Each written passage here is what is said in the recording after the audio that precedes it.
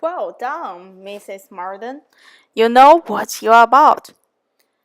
And when she has come away, Mrs. Martin was so very kind as to send Mrs. Garded a beautiful ghost, the fattest ghost Mrs. Garded had ever seen. Mrs. Garded had dressed it on a Saturday and asked all the three teachers, Miss Nash and Miss Prince and Miss Richardson, to sit with him. Mr. Martin, I suppose, is not a man of information beyond the line of his own business. He does not read. Oh, yes, that is, no, I do not know, but I believe he has read a good deal, but not what you would think anything of. He reads the agricultural reports and some other books that lay in on the window sides, but he reads all them to himself. But sometimes of an evening before we went to cars, he would read something aloud of the elegant extract, very entertaining. And I know he has read the Vicar of Wakefield. He never read the Romance of the Forest, nor the Children of Abbey. He had never heard of such books before I mentioned them, but he is determined to get them now as soon as ever he can. What sort of looking man is Mr. Martin? Oh, not handsome, not at all handsome. I thought him very plain at first, but I do not think he so plain. But I do not think he so plain now. One does not, after a time. But did you never see him?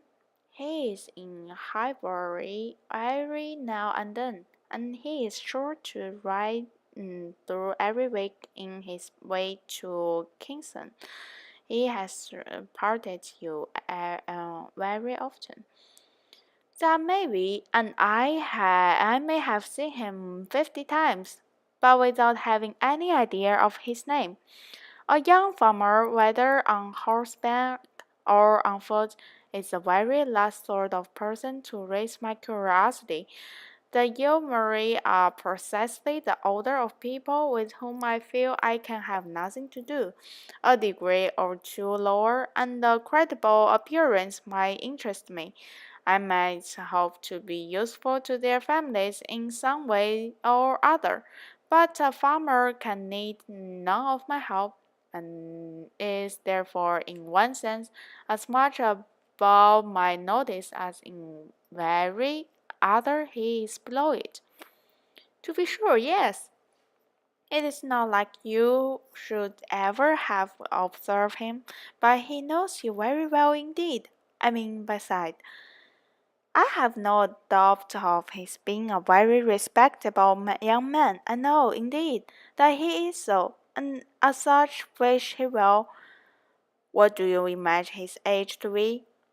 He was 4 and 20 the 8th of the last June, and my birthday is the 23rd, just a fortnight and the days different, which is very old. Only 4 and 20. That is too young to settle. His mother is perfectly right now to be in a hurry.